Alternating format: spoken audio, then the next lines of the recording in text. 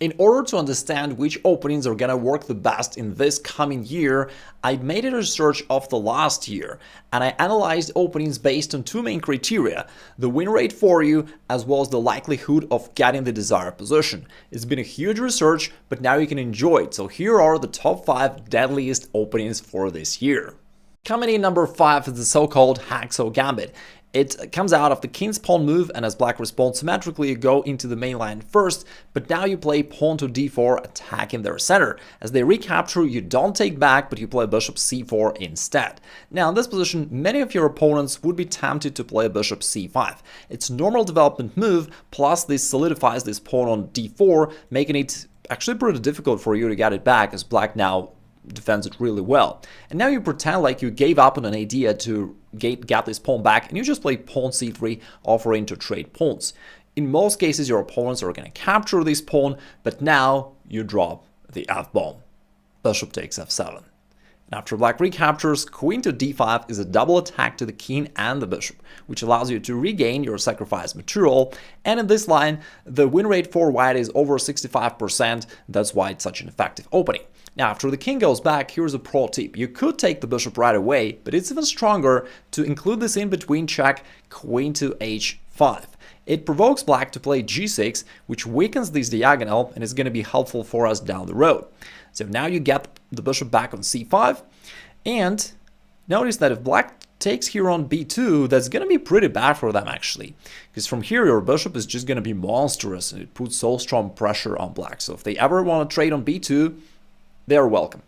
Now, if they don't trade, they're going to do something else. Let's say d6, doesn't really matter. Then you are going to get this pawn back by the queen. You also hit this rook on h8. Notice how useful it is for us that the pawn stands on g6, not on g7. That's why we wanted to provoke this advancement earlier.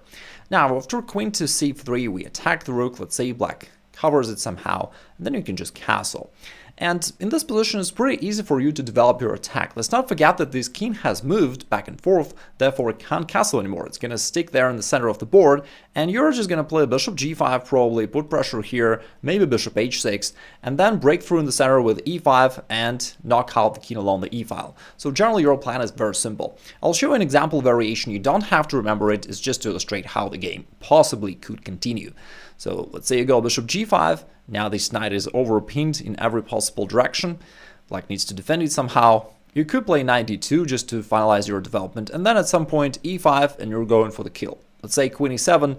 You can even play e5 right away. You could go rook e1 and then e5, or just e5 straight away. Let's say black captures. You can sack the knight over here, and on the next move you play rook e1. And because of this massive pin along the e-file, you're going to get the knight back on the next move after rook takes e5. So this will also hit both the king and the queen. Again, the king cannot castle, so it's going to stick there in the center of the board, and you're going to win the game easily. How about your opponent trying the Sicilian defense against you? Coming in number 4 is the surprising Mangarini variation pawn to a3. Looks absurd at first, looks like it violates all the classical opening rules, and yet it brings phenomenal results. Now, the first idea is to prepare for you to push pawn to b4. Now, your opponents in most cases are going to go knight c6. First of all, because it's their standard Sicilian defense move anyway, and secondly, they hope to stop you from pushing the pawn forward, and yet you do just that. You play b4 anyway. Now, he attacks the pawn, you're ready to go forward and chase away this knight, therefore it looks the easiest for black to just accept this trade, and then they can win the pawn. For now, they still can't figure out what was the point. Why did you give up a pawn for no reason? But now you play c3, gaining 1 tempo, and after that you follow up with pawn to d4. And now you can see that white actually has some compensation for the sacrificed pawn. You've got a strong center, this pawn is ready to be pushed forward and to attack this knight, you've got an open file for your rook, life's pretty good. Now, your opponent will most likely be annoyed by the fact that you can push the pawn forward and keep chasing away this knight. So they go pawn d5, looks like it makes a lot of sense. Controls the center, opens up this bishop, and just follows all the normal rules. You trade on d5, queen takes, and now you play another weird move, knight to a3. So far it still looks like you just have no idea what you're doing, you violate all the rules, you put the knight on the rim of the board, you don't fight for the center, like all that stuff, you gave up a pawn. But strangely enough, you've got a very strong threat of knight going to b5, and from here, jumping forward to c7 with a royal fork to the king, queen, and even rook in the corner of the board. Although the threat is very simple, it's very hard for black to stop it. This gives you 68% win rate, and it's a lot of fun. In most cases, your opponents are going to go pawn e5, which looks active, but it misses the mark because it does nothing to stop you from going knight to b5. Of course, we're not going to trade. We're going to push our own plan, knight b5. Notice that our knight is defended, therefore he can't just capture it by the queen. And now knight to c7 is real, and from there we're going to fork all the valuable pieces your opponent has. Now, after the queen drops back to d8, trying to cover this square, it now gives path to your central pawn, so you can go forward and gain one more tempo. After this knight goes anywhere, doesn't really matter, you keep pushing the pawn forward, and now you lock your pawn completely, and you insist on playing knight to c7. There is still no normal way for black to cover this square, and the only attempt is going knight a6, trying to defend it. But you don't shy away from sacrificing your rook, because you gain significant advantages after that. Now after knight to c7 fork, you're going to get your rook back with interest. So after king to d7, you could already win the rook, and that would give you an extra piece and a winning attack. But it's even stronger and much cooler to play queen a4, going for the checkmating attack. The following variation is just beautiful. The only square for the king to go to is to bravely move forward king to d6. And now your knight sneaks into your opponent's king's residency. Knight e8, check to the king. There is no way back for the king. You can always play either bishop a3 and control this diagonal, or bishop c4 and control this diagonal, and there is just no safe square for your opponent's king. Let's say he goes king e6, I can play bishop c4, and again you're ready to bring your other bishop here, so the king can't hide there. Plus our knight takes away this square. Our queen takes away this diagonal. You see that? It's such a strong attack out of nothing. So king goes to f5, let's say. Now queen c2, we just chase this king. If let's say e4, you can now play g4. We just check, check, check all the way to the checkmate. And if king goes to e5, now you play f4. And after this trade on f3, here's a really beautiful finish. It's hard to believe that this position occurred in real practical games, but it's true. It's not a made-up position, and it is a checkmate. Alright, so far we talked about black playing the most natural moves, pawn e5, pawn c5. How about your opponent goes to some less popular options, for example the Pirc defense?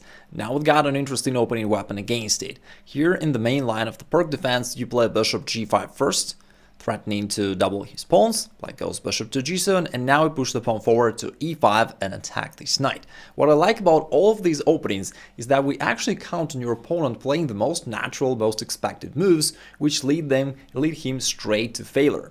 Now after this exchange on e5, your opponent realizes that you're gonna trade on d8 and expose their king, so they want to trade themselves. Okay, you recapture, still this knight has to go. After the knight goes, knight g4 looks like pretty cool for black. They're actually attacking this pawn twice, not that easy for you to defend it, but you say, okay, you want a pawn, go get it. You play pawn h3. Your opponent is happily grabbing the pawn, but now after knight to d5, it's the payoff time.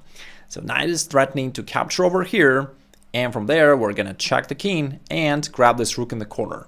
There is no way for black to defend it. Our rook on d1 is also doing a good job putting pressure here. We are actually attacking this pawn on e7 as well, but we don't really need it all that much because knight to c7 is just a really juicy fork to the king and the rook. If black tries to defend it by knight a6, that doesn't really work because you can simply trade it off by your bishop from here. So you trade off, and after that you still take knight takes c7, check to the king, it has to go king to f8, and now you could take the rook, but you don't even need it because rook to d8 is just a straightforward checkmate. Coming in number 2 is the bishop's opening with a 70% win rate in the main line. Now, if you've been following this channel for some time, then you know that the bishop's opening is one of my favorite openings for white, and now you'll see why. It's one of the reasons why. In this position, your opponent will usually play knight f6, knight c6, and bishop c5 in whatever order, but it doesn't matter for us, we're gonna aim for the same opening system. So your opponent goes knight f6, for example, attacking this knight, we defend it, knight c6, knight c3, bishop c5. Notice that we delayed development of our kingside knight because we want to give path to our pawn to go forward, and you play pawn to f4, aiming for something similar to the king's gambit, but here the advantage is that's not even a gambit because this pawn is defended. Therefore, if your pawn wants to trade, good for you. This will only help you to develop your bishop with a tempo, and you'll have advantage in the center. In most cases, however, your opponents are going to play d6 and trying to just keep the position in the center. After that, you play f5. You shut down their light square bishop and you gain space on the king side. What I like about this variation is that it's really difficult for black to figure out the right path, and their usual moves, their trivial moves, just don't work. So after your opponent, let's say, castles, thinking that he's doing all the right stuff, all the book moves, right? Develop minor pieces, castle, play pawns in the center. Black seems to do all the correct moves, but after bishop g5, basically they're done. There is no way out of this pin. You're going to go knight d5, trade on f6, expose the king, and go for the attack. Now, this pawn on f5 is doing a great job. It just locks the position for black. They can't get out. They can't develop this light square bishop and can't do much. If they try to play pawn h6, you can get fancy and even sack the bishop with pawn to h4, and black has not much to do anyway. Knight d5 is still coming. There is no way for them to break the pin. If they accept this bishop sack, then now we've got our rook involved. Plus we attack the knight. And if the knight goes anywhere, then we're going to bring the queen over here. We're stacking heavy pieces along the h-file, and we are going to checkmate black either on h7 or h8. So right now we're going to capture the knight. If the knight goes, then queen h8 is checkmate. Here comes the winner. It's our shameless Trojan horse variation. You first play knight f3, knight c6, d4, pretending like you're playing the Scotch game, but after black captures the pawn, instead of playing the knight over here, all of a sudden you jump with the knight forward to g5. Now, it looks like the move doesn't make much sense, but your opponent realizes that you're probably going to go bishop c4 and team up against this pawn on f7. Therefore, in most cases, your opponents are going to go pawn to h6, trying to kick this knight away. But now, you're going to sacrifice the knight on f7. That's why we call it the Trojan horse variation, even though, as far as I know, it does not have any official name anyway. So king takes, you follow up with bishop to c4, check to the king. And now, the natural reaction of your opponent is to bring the king back, seemingly to safety. So in most cases, they go king to e8, but now I follow up with queen h5, and it's nearly a scholar's checkmate, really. Queen delivers check to the king has to go, now queen comes to f7, and although it's not the checkmate right away, it's gonna be the checkmate within a couple moves. So bishop f4 delivers the check, and then we just follow up all the way until the king is checkmated. Of course, your opponent could have played better and avoided an immediate checkmate, but even if, let's say, your opponent goes king to e7, there is no way for you to checkmate black right away. Stockfish tells you that black is completely winning because of their extra piece. In reality, though, if you're not Stockfish and you're playing this as black, you've got this exposed king, which hampers your development, and it's definitely not easy at all to play this as black. In reality, the win rate for white and black here is about the same, so white still has some compensation. With that being said, I understand that you may have some questions. What if black played this move or the other move? I actually recorded in the past a dedicated video about this particular variation where I go more in depth and answer all these what if questions. So I'll drop a link below in the description of the video.